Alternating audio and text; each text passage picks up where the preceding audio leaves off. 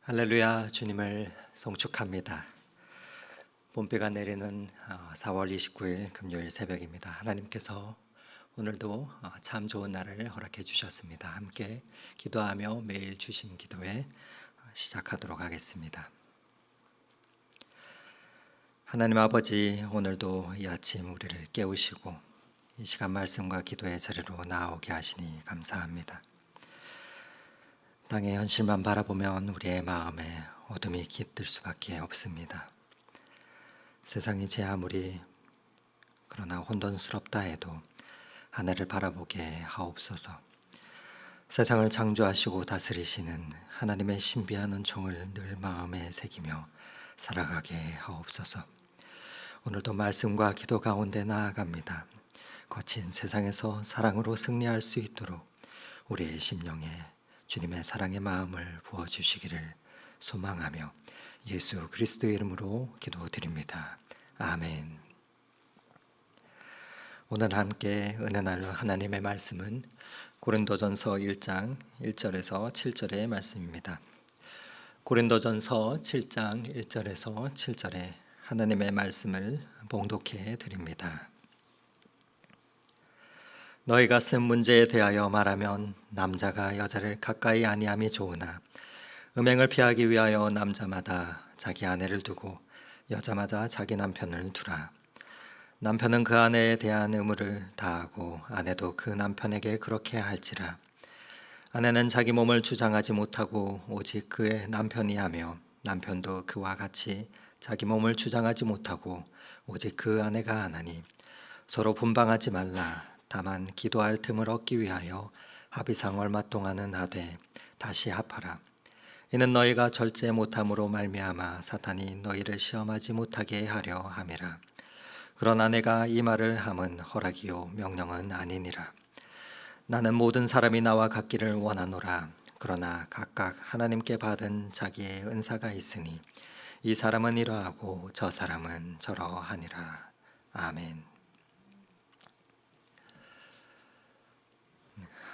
세상 사람들은 말합니다. 결혼은 해도 후회, 또 안 해도 후회한다고 말합니다. 그러나 그리스도인들은 이러한 이야기에 속으면 안 됩니다. 그리스도인은 결혼을 하든지 하지 않았든지 이미 그리스도의 신부들입니다. 세상과는 다른 결혼관을 가져야 합니다. 사도 바울은 고린도 교회가 가진 본질적인 문제, 즉 교회 분쟁과 도덕적인 무질서에 대해서 책망한 후에 고린도 성도들이 질문한 여러 문제에 대해서 하나씩 대답하고 있습니다. 신앙이 바로 자라지 못하면 신앙은 부끄러운 세속주의로 흐르게 됩니다. 세속주의의 중심에는 항상 쾌락으로 발전하며 이는 성적인 타락과 탐욕으로 나아가 물질주의가 됩니다. 인간에게는 이와 같이 약한 요소가 있다는 것을 성경 도처에는 말씀하고 있습니다. 골로새서 3장에서도 보면은 땅의 것을 생각하지 말고 위의 것을 생각하라 말하는데 땅의 것은 바로 죄의 문제를 말합니다. 그 죄 역시 크게 나누어 음행과 탐욕으로 되어 있는데 그때나 지금이나 하나님의 말씀 중심으로 나아가지 않으면 육체는 쾌락을 따르게 되고 또 물질을 따르는 만모니즘, 곧 물질 만능주의로 흘러가게 됩니다. 하나님께서는 그런 죄악에서 건진받는 길은 바로 우리의 몸이 성령이 거하시는 하나님의 전이라는 것을 알고 그렇게 살아야 한다 말합니다. 그래서 우리의 몸으로 하나님께 영광 돌리도록 하라라고 말씀하는 것이 지난 시간 6장까지의 결론이고 오늘 7장에서도 그 내용이 이어서 나오고 있습니다. 앞서 본 5장과 6장에서는 교회 내에서 일어난 여러 음행의 문제를 언급하면서 그것을 피하라 말씀합니다. 왜냐하면 사람의 몸은 성령의 전이기 때문이라 말씀하며 몸은 음란을 위해 있는 것이 아니라 오직 주를 위해 있는 것이다 라고 말합니다.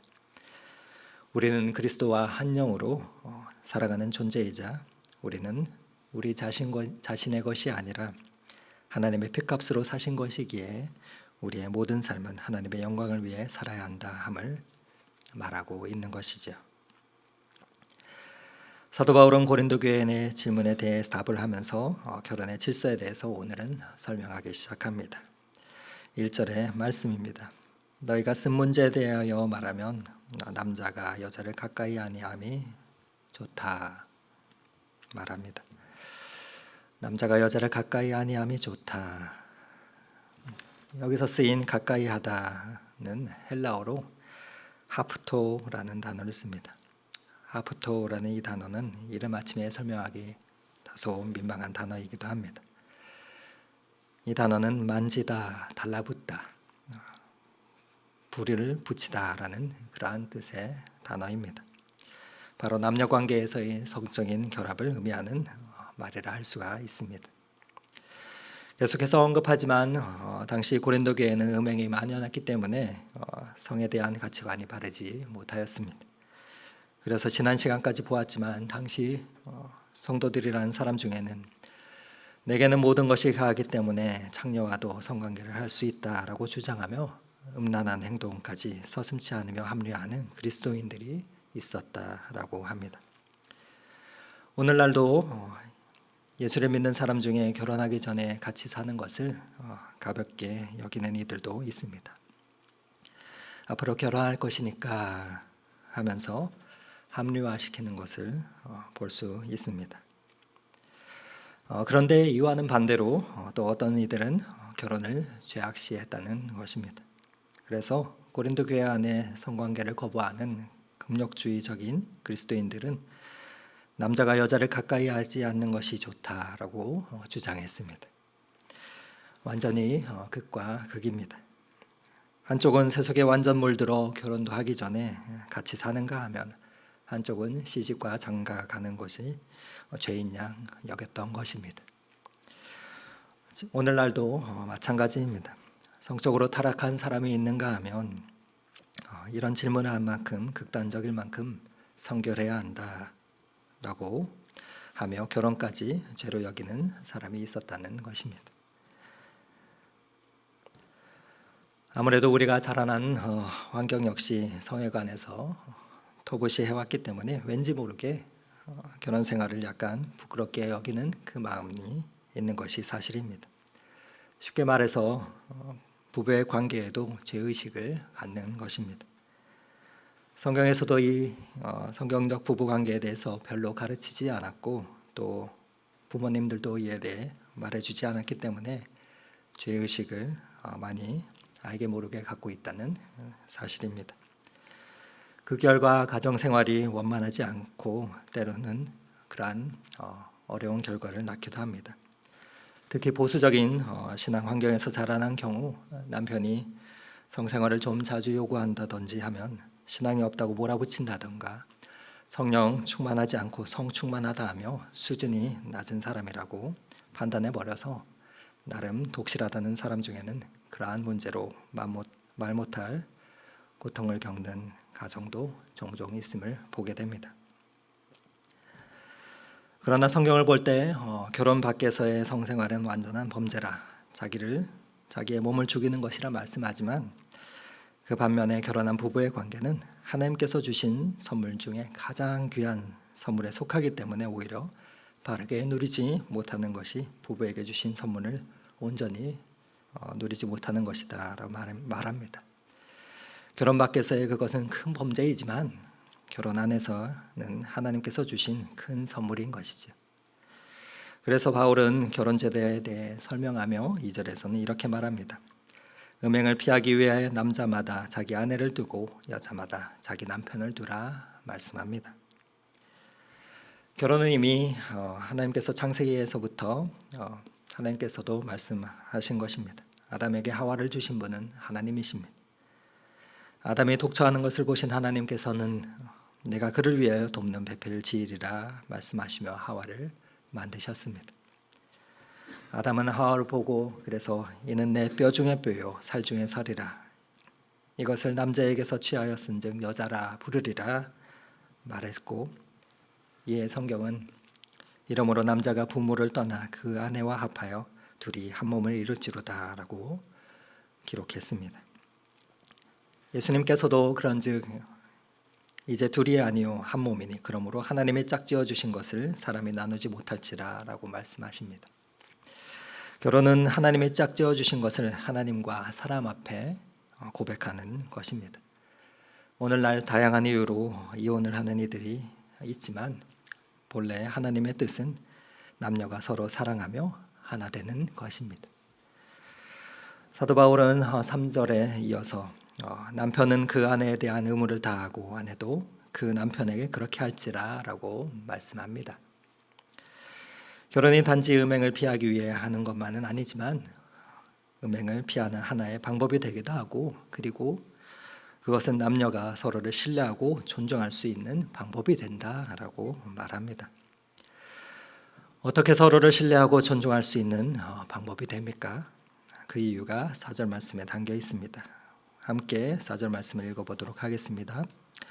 아내는 자기 몸을 주장하지 못하고 오직 남편이 하며 남편도 그와 같이 자기 몸을 주장하지 못하고 오직 그 아내가 하나니. 오늘 본문에 주장하다는 헬라어는 엑수시아조로입니다. 이는 힘, 권세, 권리, 통치를 뜻하는 말입니다. 여기서 당시로서는 혁명적인 결혼관이 드러납니다. 당시 아내는 남편의 소유물이나 다름이 없었습니다. 그러나 사도 바울은 아내의 몸은 남편이, 남편의 몸은 아내가 주장해야 한다 말합니다. 서로가 한쪽의 힘으로 강제하는 것이 아닌 바로 부부가 서로 동등한 지위를 가지며 얼마 동안의 분방 역시 합의에 의해서 하라라고 가르쳤습니다. 부부가 함께 지내야 한다는 말입니다. 부부가 된 이상 남편은 아내에게 속하고 아내는 남편에게 속하기 때문입니다. 왜 그렇게 하라고 합니까? 5절 말씀에 이어서 말합니다. 절제 못함으로 말미암아 사탄이 너희를 시험하지 못하게 하려 함이라 라고 말씀합니다. 이 말은 너의 약함을 인정하라는 것입니다. 나는 은혜 받은 사람이라 끄덕이 없다라고 하는 이들도 있는데 아무리 은혜 받았다 할지라도 육체를 가신 이상은 안 됩니다. 사람은 누구든지 자기 자신을 장담할 수 없습니다. 왜냐하면 미혹이 걸려오면 넘어질 수 있는 연약한 존재이기 때문입니다. 그래서 사도 바울도 로마서 7장에 오호라 나는 공고한 사람이라 고백했던 것입니다. 하나님께서 우리에게 성을 주셨을 때 성욕 또한 주셨기 때문에 이 원욕이 끝나기 전에는 언제든지 그 불씨가 남아있는 것입니다.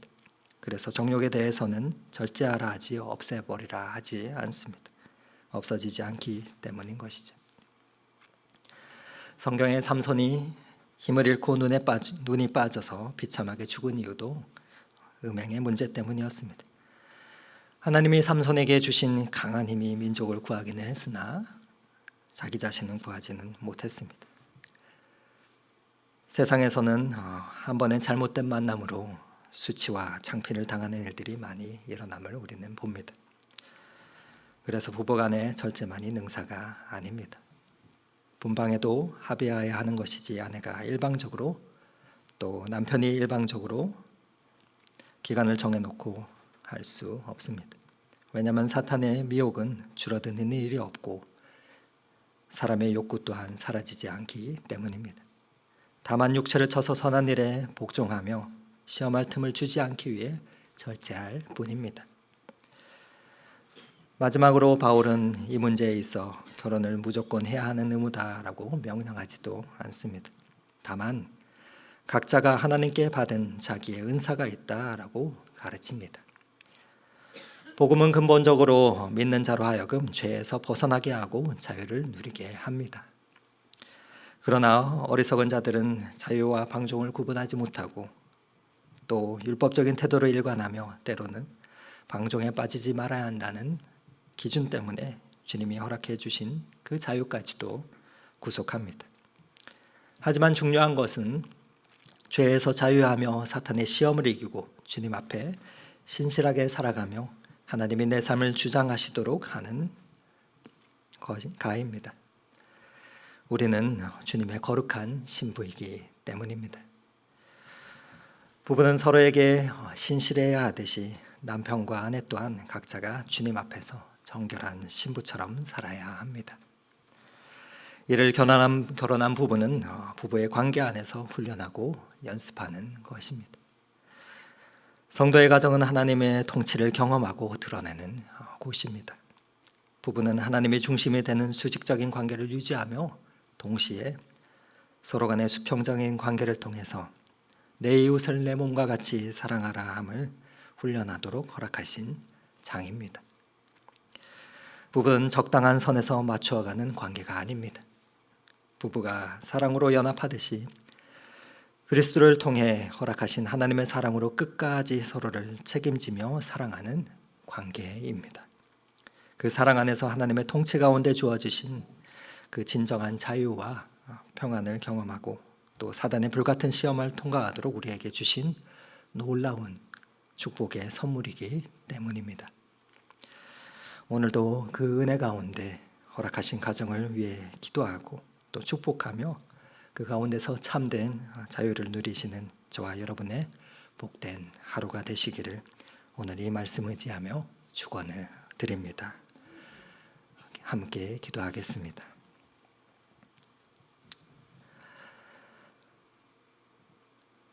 하나님 아버지, 우리에게 결혼을 허락하여 주심을 감사드립니다. 주님께서 짝지어 주신 배우자를 서로 사랑하고 존중하며 살아가게 하옵소서. 혹 믿지 않는 배우자로 인하여 기도하고 있다면 또한 속히 주님의 백성이 되도록 인도하여 주시고 도와주시옵소서. 또한 결혼을 기다리는 이들이 있다면 하나님의 사랑 가운데 인도함을 받게 하옵소서. 그리하여 아름다운 가정을 이루게 하옵소서. 성령 하나님 아버지, 우리의 가정 안에서 맡겨주신 역할과 책임을 신실하게 감당하도록 오늘도 힘과 용기를 더하여 주옵소서. 가정 안에 있는 여러 가지 문제로 어려워하는 가정이 있다면 주님, 친히 찾아가 주셔서 그 가정의 주인이 되어 주시고 참된 자유와 평안을 허락하여 주옵소서. 그리하여 오늘도 사탄의 시험 가운데서 우리를 돌보시고 지키시는 그 주님의 임재를 경험하게 하옵소서. 그렇게 우리의 가정을 돌보시며 지키시는 예수 그리스도의 이름으로 기도드립니다. 아멘. 다 함께 계속해서 각자의 기도 제목을 가지고 더 깊은 기도의 자리로 나아가겠습니다.